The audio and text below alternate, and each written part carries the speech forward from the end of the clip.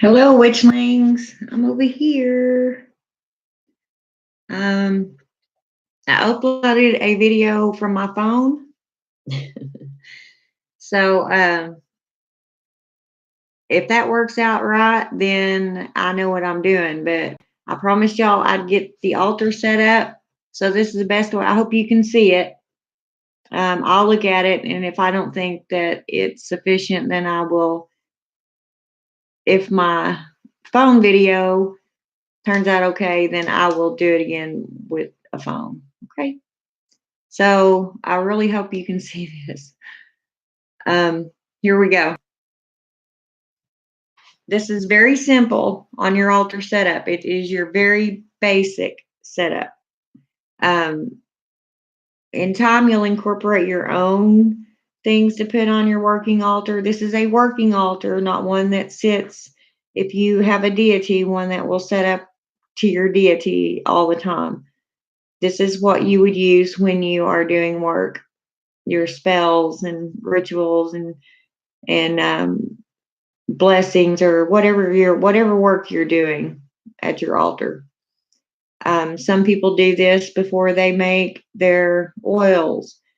Um, in time, you will just learn to do it how and whenever you feel it necessary. First of all, ow, hear that pop? That was my elbow. First of all, you want to cleanse your area, just with a rag. Um, then you always need a pentagram. Is that better? Um, you'll always need a pentagram of some sort in the middle. Okay. This is why we usually buy these.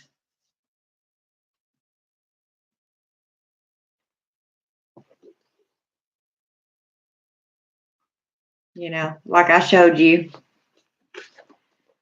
I personally usually um, put down another black cloth that covers my entire table, and then I'll put this one on top of it. Sometimes spell work can be a little messy. I don't know how OCD you are, but um, I like to keep my stuff looking nice. You're going to drip candle wax on it at times. Things are just going to happen that can't be avoided. But after you get this down,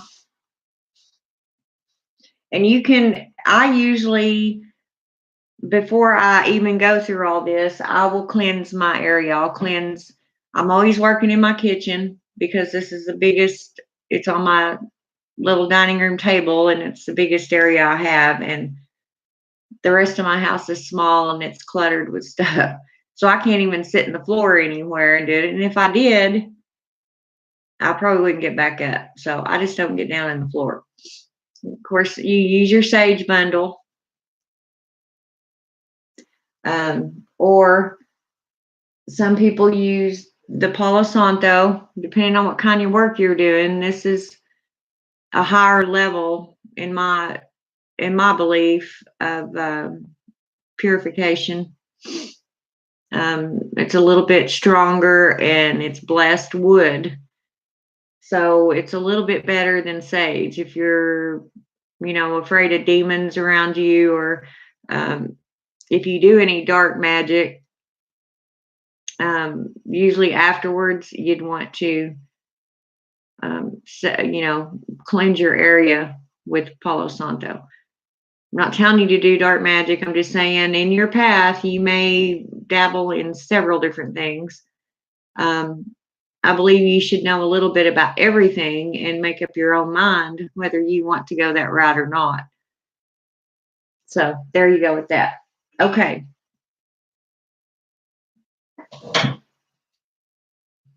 Now you can start in any direction that you want, but I usually always start with the east.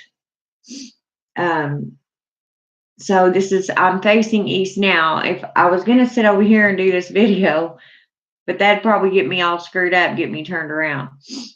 If you don't know which way is east, you need to find that out, because it's important that you align your representation for the elements with the direction that they are. Like east is your air. Now, most of us use our incense. Incense is air. So, and there's many different kinds of those. You can get you the little round cups that hold the cone incense, or most of us witches get one of these little cauldrons, and we put a coal disc in it.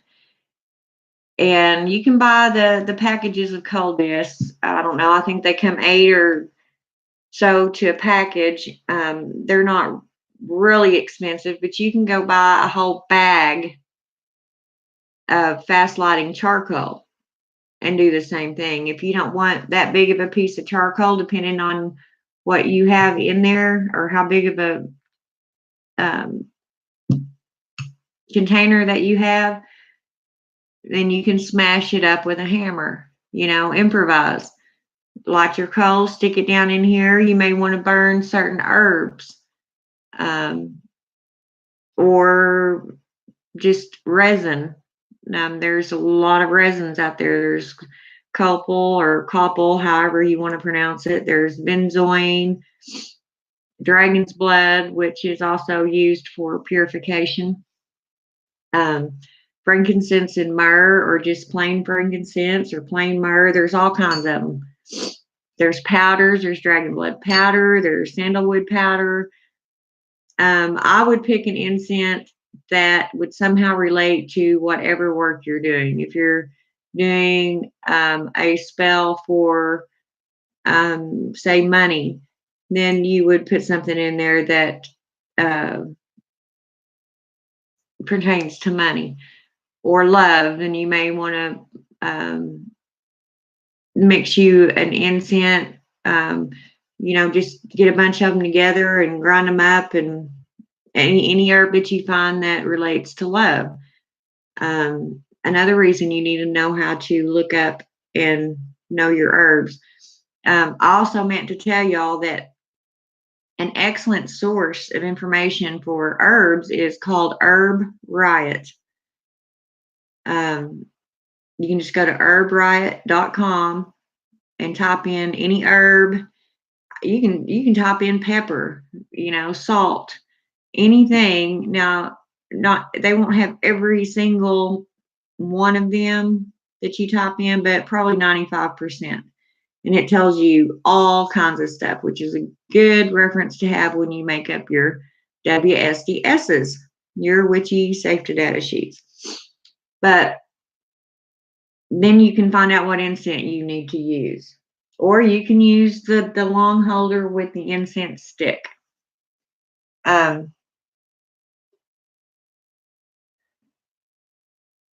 So you would place whatever you're using to the east. And it doesn't have to be completely in the middle. And you'll find that when you start incorporating more things into your working altar, that if you're anything like me, I think I have to have everything on there. I don't know. I'm just weird. I overdo things. I probably have too many herbs chopped up and blessed, and too many different incense. I'm just crazy like that. But there is where your element, your representation for your element of air would go. Now, you also have to understand that you're going to have this space to work in, because you need it near your pentagram, your pinnacle. So to my right is south, which would be fire. So here, right over here is where I would put my candle. And like I said, I usually always use black because it also absorbs negativity. I just like black. That's that's another thing. You know, everybody thinks witches all wear black and what have you. Well, I was wearing black before black was cool. Sound like Barbara Mandrell, huh? um, I have always worn black. Um, I don't know why. I just like black, and I also like really dark or the dark light kind of pretty purple, not the dull, not shining, yucky purple. Um, I've always wore colors like that, which is another clue that should have told me that, I was witchy. But you don't have to dress like that or wear black all the time. I know witches that wear cowboy hats and boots and jeans, and that's all they wear. So your dress doesn't have to define you as a witch. Your dress, the way you dress, your tattoos, your jewelry, everything that shows on your outer core is just a reflection of you yourself, your own personality. It doesn't necessarily mean your witchy part. A lot of us do, uh, kind of dress witchy. I don't know if we mean to or if that's just how we're comfortable, but you do however you want to do. But back on the subject. Okay, I am sitting to the west. Now, right here would be water.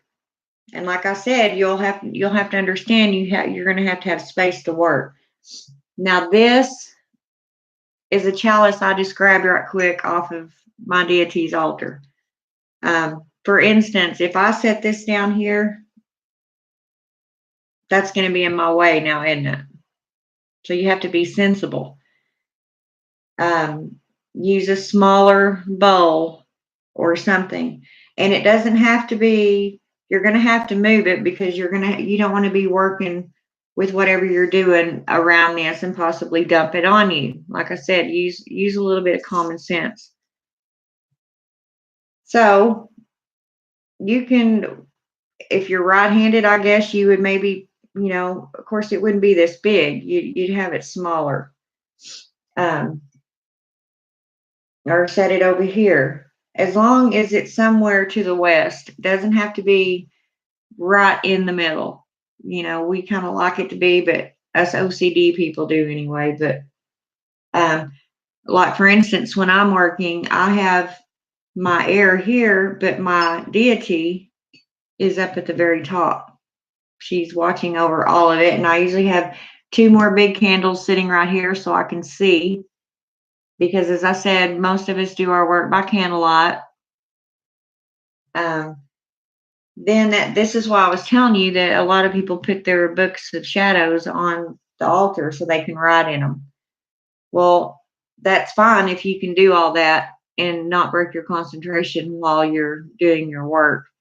I would try to remember what I did, or have you, like I do, a little chair beside me over here to, pick it up, because you're going to have stuff in front of you who has, and you open this big old book. Anyway, you'll figure all that out. For now, I'm just telling you where things go. So you have your water, which I'm now going to put back out of my way because it's in my way. Now, we're moving on around the compass to the north, which is the way y'all are sitting. That is Earth. There's many things you can use for a representation of Earth. Me, I have the crossroads dirt that I use for my deity. I set that here. You can use shells, crystals. This is where your crystals might go. If you set crystals here and you're using crystal in your magic to ump your spell and to give it more power, then you're also killing 2 birds with 1 stone with that, just like I am with this black candle. And I like black. It's my light. It's my representation of fire, and it is absorbing negativity, any negativity that may come from my spell. A lot of witches put a white candle somewhere on here for purity. You know, you'll study up on things and learn things, and then you will incorporate them how you feel they work for you, and that's what this is all about. Um, this way that I'm setting up this altar is the basis. You need to know this part. This is the way everybody does it in the beginning and every time they set one up. Somehow or another, these are incorporated. You have to know them 4 elements and you have to have them represented on your altar in some shape, form, or fashion. That's the whole purpose. A lot of it of witchcraft, you're working with the elements. You need them. You need them to help you do your work. And that's pretty much it. See, that's pretty simple. And then you will go and you'll incorporate your own stuff. And right here's where you would do your work. Make sure you have room. But I hope this video turned out okay and you can see things. Just remember, east, you'll need a representation of air. South, you will need a representation of fire. West, you will need a representation of water. North, you will need a representation of earth. And there you have your 4 elements. And I'm going to probably do another video after this one and just tell you, go ahead and show you, because I know you're excited to learn. I'm not going to show you. I will tell you how to cast a circle. And whenever I figure out this video thing off my phone, or my husband can video it for me and we figure out how to upload them good, then I will show you how I do mine. Okay? I will see y'all here in just a minute. Bye, bye, bye, bye.